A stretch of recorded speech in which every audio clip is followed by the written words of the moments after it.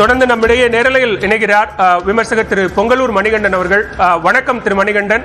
அதிமுக பாஜக கூட்டணி உறுதியாகி இருக்கிறது. 2026 தேர்தலில் ஒரு குறைந்தபட்ச செயல் திட்டத்தின் அடிப்படையில் இணைந்து பணியாற்றுவோம் என்கிற ஒன்றை அமித்ஷா அவர்கள் உறுதி செய்திருக்கிறாரு. எப்படி பார்க்கிறீங்க? உங்களுடைய முதற்கட்ட பார்வை என்ன?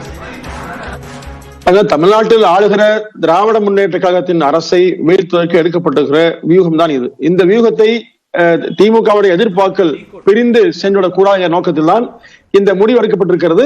இது தொடக்கம் தான். இது மிக தெளிவாக அதிமுக பொதுச் செயலாளரும் அமித்ஷாவும் கூடி, ஏன்னா 5:30 மணிக்கெல்லாம் இந்த கூட்டத்தை நிறைவு செய்யும் என்று சொன்னாலும் அதே மாதிரி 5:30 மணிக்கு நிறைவு செய்தாங்க. இந்த கூட்டணி பொறுத்தவரை மிகப்பெரிய வெற்றி கூட்டணியாக மாறும். இப்ப இந்த கூட்டணிக்கு எதிரான கருத்துக்களை திமுக கடந்த காலம் தொடர்ந்து வைத்துக் கொண்டே வந்தது.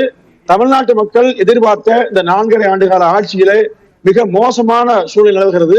இதற்கு முடிவு கட்டுகின்ற வகையில் அதிமுக பாரதிய ஜனதா கட்சி கூட்டணி அமைவது காலத்தின் கட்டாயம்.